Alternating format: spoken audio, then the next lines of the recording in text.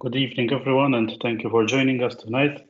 We're pleased to have with us tonight at the MIPP and Prochilo. I hope I'm pronouncing that right. Anne is a good friend of mine by now, and Anne is an Italian-American photographer who was born in San Francisco. And basically, she has been spending her time divided between the United States and Malta since 2017. Her narrative-driven photograph explore belonging, memory, and change, and then actually received a BA from Indiana University, where she pursued dual interests in both fine arts and medicine. She has a wide-ranging career, having worked as a midwife and AIDS activist, and also a founder of an advocacy relations agency in the US. Her work has been exhibited in the United States and internationally, and next month, Anne's work will be part of a group exhibition at the Contemporary Photography Gallery in Budapest, and her This Is Water series will be featured in Dodo magazine very shortly. Anne is a very interesting photographer and visual artist and has a very particular style, which I think is something which we should all as photographers be aiming for, meaning to have a vision which makes you stand out as unique. So I leave everything in Anne's good hands. Thanks, Charles. And thank you for inviting me to do this talk and for all of you for listening. It's a real honor and an opportunity, I think, to share the work and to be able to articulate where I've been and where I'm going. So I've really appreciated the chance to think through all this. As Charles mentioned, I studied fine arts and pre-med, and I started down a path in photography, but then I took a big turn with the advent of AIDS. So really, I didn't pick up a camera again for 25 years. And at that point, so I had been an analog photographer. And by the time I came back to it, maybe 8 years ago, that was the period where I, for the first time, picked up a digital camera. And during that several-year period, it was leading up to the death of my mother. And I picked up a camera as part of that vigil. And it turned out to be somewhat of an epiphany. And now I'm back 100% focused on my visual arts practice again. The work that I did in HIV has had a great influence on what I'm interested in photographically. I see myself, I'm very interested in exploring dissonance as a catalyst for transformation. And I'm particularly drawn to discomfort and tension that comes right before something finally breaks. So, you know, it's that just before you're underwater and you're ready to be able to take a breath and you finally break the surface of the water, that idea of something that's just ready to be birthed. And so I see my role somewhat similarly to that of a midwife, where you're somewhat a mediator and you're exploring the in-between place when something's getting ready to happen. I'm currently working on 3 projects. The furthest along is Leaving Home, which is primarily what I'm going to talk about today. And Leaving Home, I'll talk a little bit more about that, and I'll read the statement that goes with that. The second is called Barambara, and that's work that I've been doing here in Malta. And that's it's Barambara is the name of the house, and it's an ongoing chronicle in these precarious times of pandemics and politics and war. And it explores how when we're inundated, some of us thrive, some of us rebel, and some of us turn inward, protective, and feral. And then the third is This Is Water, and that's examining things above and below the water surface. And it plays with refraction and to illuminate something of disconnection. And then the last thing I'm working on is, and I may show you a little bit of this, is something I'm calling flash photo fiction, where working with images, I have very, very short stories, maybe 50 to 100 word stories that are inspired by a single image. And I'm working on connecting the images with text. So some would say that any artwork is actually an act of self-portraiture. Joan Didion puts it this way: for however dutifully we record what we see around us, the common denominator of all we see is always, transparently, shamelessly, the implacable eye. For the purposes of what I'm doing, I will think about self-portraiture as the artist being both the subject and the person who makes the images. In a lot of self-portraiture, in Leaving Home, I'm clearly the subject, and but in Barambara, in that case, while I may be the model, I actually don't think of the result, the image, or the person in the image. I actually don't think of it as me. So there's different ways I play with the idea of being a self-portrait artist. I think the thing that draws me to self-portraiture the most is this idea of being able to have both control, but also being able to deal with the chaos of having to sort of be in and out of the frame, going back and forth between being on both sides of the lens and playing with some of the serendipity that goes along with that. So I'm going to jump right into Leaving Home, and this is a project that, let me just read this little quote. "Take me as a toy, a brick from the house, so that our children will remember to return."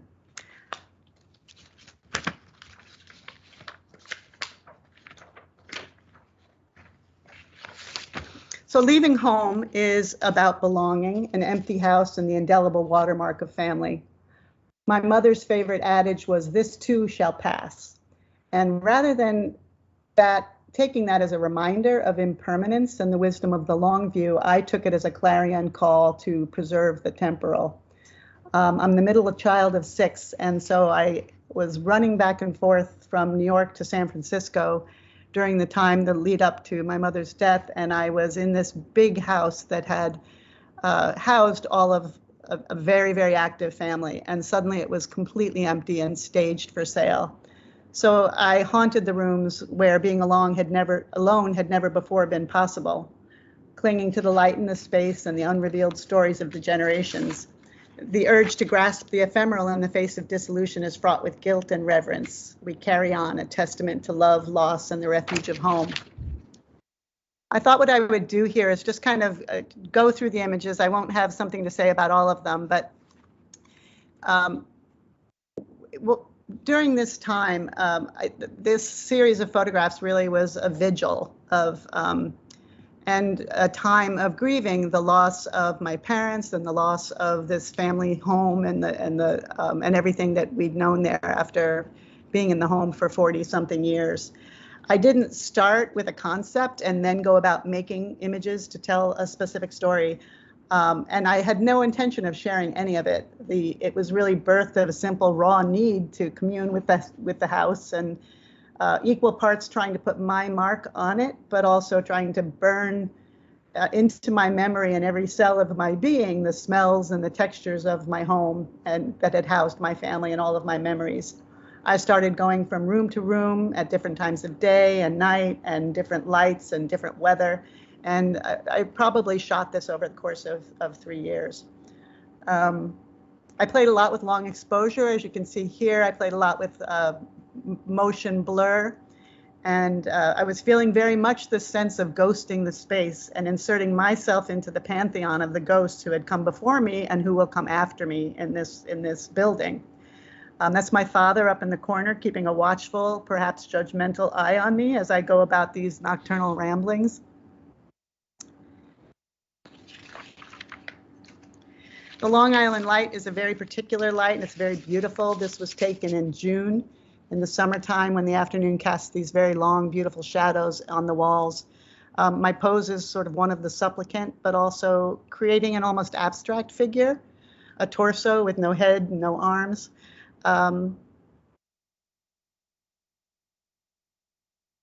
In many of the images, my face is obscured and my identity is obscured. I had read once that having an identifiable person in an image made it more difficult for the viewer to identify with it. But I was also very much realizing that in large part, this project was about a very identifiable me and engaging the camera. I like this particular image for all the little details, the picture on the wall, the bowls, the candlesticks, the little corner of the molding that dips down into the frame. For me, they provide interest and they anchor the way that my eye moves through the frame. I first see the figure in the mirror, and then I move around the frame to these decorative objects that somebody had designed to express something about themselves. And it looks to, I see this image and I assume that that someone is not the person in the mirror. At this time, most of the artwork in the house had been taken down and was all stacked up in hallways. This is a painting of my mother, and behind us is a gallery of her legacy, of her grandchildren and her great-grandchildren. The thing that draws me to this image is the blatant imbalance in the room. One side is filled with all this imposing furniture and stuff piled and artifacts and books, and the other side is completely empty, with what I see as a door with an exit. And me and the chair, we divide the space.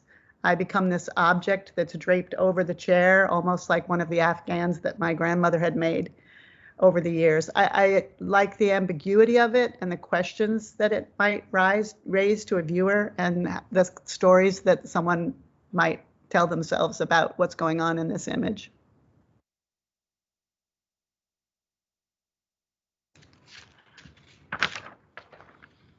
I followed that image with one that's not very ambiguous, one where I'm in my parents' bedroom.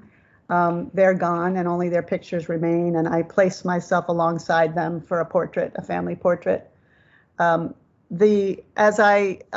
probably 1,500 or so images in this series, which I have over time culled down to about 20 images. And one of the organizing principles in culling it down was a palette, and the palette for this series starts to be this sort of very, very beautiful pinks and pastels and sage greens, and so they becomes a little bit of an anchor to hold the things together for me in my mind. In this image, I'm repeating the theme of the limbless torso, making me more of a statue than a living thing. Of the types, there's various types of images in the series, and this is one type that I see, and it's one of several that are very, very formal and symmetrical and highly ordered.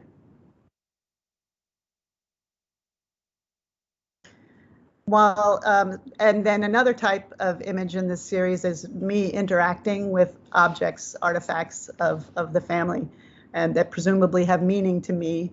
I've titled this image Ablutions, referring to the washing of one's body as part of a religious rite.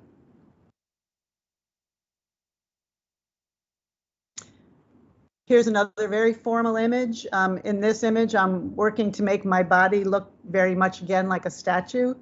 The part I enjoy about this is that the figure is almost wax-like and sort of a wax-like luster, and that's juxtaposed with the very real-looking person that you see in both sides of the cabinet windows. Reflected in the cabinet windows, you can see my face, and those to me look like a real person, where my figure looks like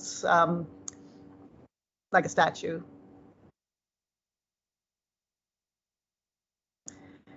This, to me, is the anchor of the series. It's a bust of my mother, bathed in some afternoon light. And in the sequencing of the series, I placed it in the middle, and I tried to foreshadow it with some preceding images. That last one in the dining room, as well as the other one of the silhouette, were, in a way, sort of foreshadowing this idea of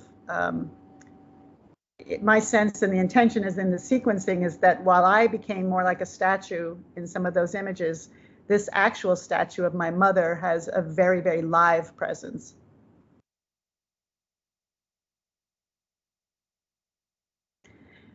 This image was taken very early in the project. Last year, I took a writing workshop for photographers. We were given an exercise to write about the making of a particular image.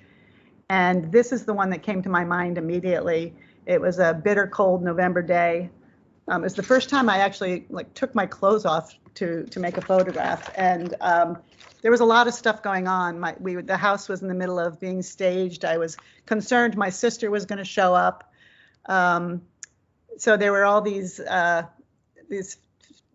sense of transgression, and the sense that my sister could show up at any moment, and not only am I on the furniture, which would be considered a transgression, but also the idea of being unclothed in that sense as well. I see it as a very mournful image.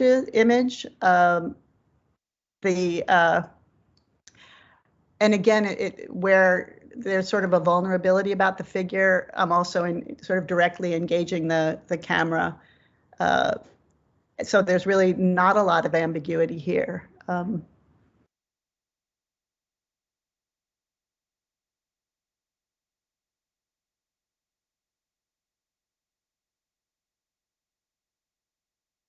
Here I was playing with the idea of creating a diptych in camera, as opposed to putting two pictures together side by side to create something else.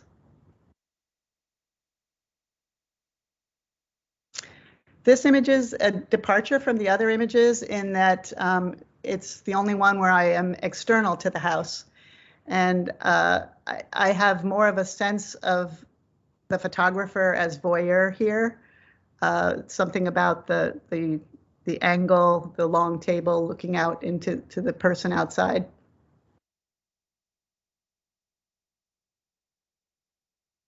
Here I was placing the dress as the primary subject more than the person, kind of pointing to a story to be told.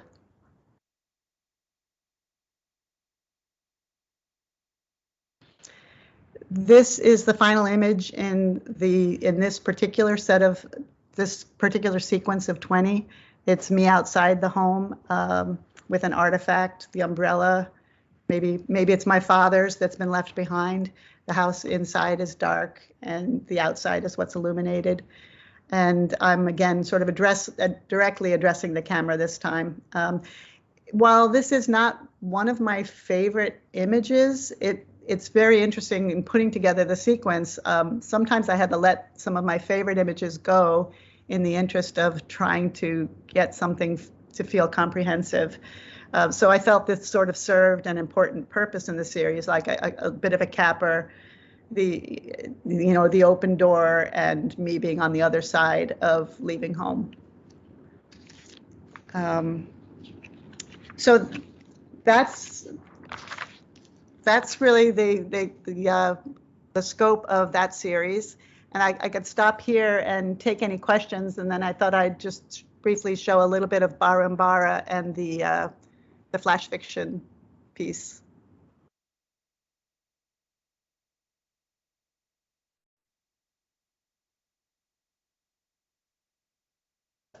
Shall I just move forward, or are any questions or?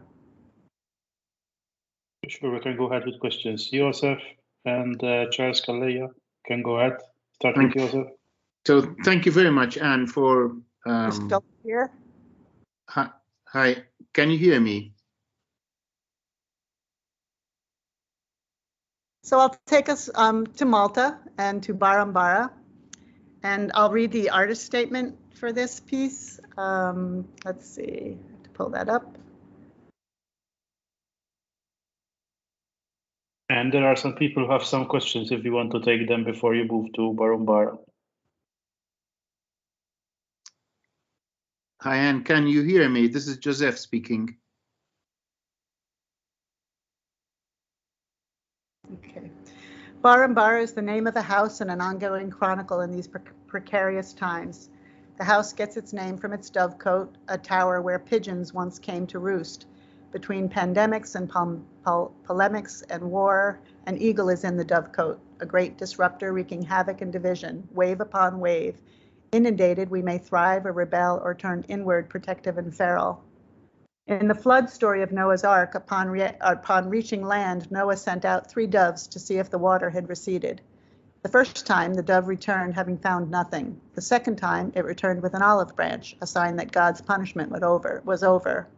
The third time, the dove did not return, signaling that it was safe to leave the ark. We watch, we ride the storm, we keep the faith. So in this series, these were mostly taken at 2 o'clock, 3 o'clock in the morning, and they were very much inspired by the space and what was happening with the light. So on a bright, full moonlit night, I would go out and find the light, and then design a sense of how I wanted to put myself into the space. And like I mentioned before, in leaving home, I was very much the subject of those photographs. They were about me and about a very particular place that is an identifiable place.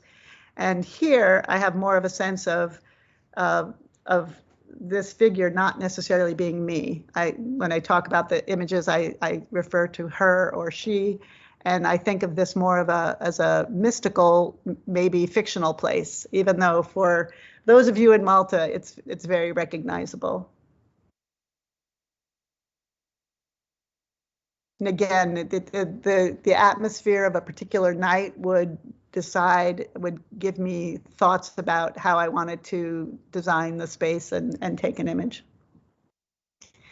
This is a great opportunity to sort of talk about process. This image, I probably took 300 frames to get this particular shot. And this was, I was using a self timer and running in and out of the water multiple times to try to get this picture. So I would have to slip into the water very, very carefully, trying not to disturb the surface of the water, and then have to try to billow this dress to get it to float in just such a way that that it would capture the water and the light, and then also moving my arms in a way that would capture the light. This was a lot of mixed sources of light. There was light from one side of the pool. There was light coming from inside the house. So it was a lot. I think this speaks to also one of my favorite reasons for why I enjoy self-portraiture is that no one else would put up with what I do to get a shot. It would be very hard for me to ask a model to take that many takes or to stay in a chilled pool. So it allows you to, I enjoy the amount of experimentation and freedom and patience you can have when it's yourself and you're experimenting and trying a lot of different things. This cat, again, this was 2 or 3 in the morning, and this cat, a stray cat, just happened through the scene and was able to be part of one of the models in the shot. This image is often mistaken as being a daylight image. I've had people see it and think that it's sort of a bright morning light. But again, this is in the middle of the night, and it's moonlight and street light. And this, it's a little precarious operating at that time of night, again, with these really slow shutter speeds and color temperatures. It makes for technically challenging, lots of surprises and lots of images that just don't work because you're never going to be able to, some of them won't be able to be printed because you're going to have all kinds of color noise. And but I really appreciate the alchemy of some of the unknown and seeing what you get when you experiment in these conditions. And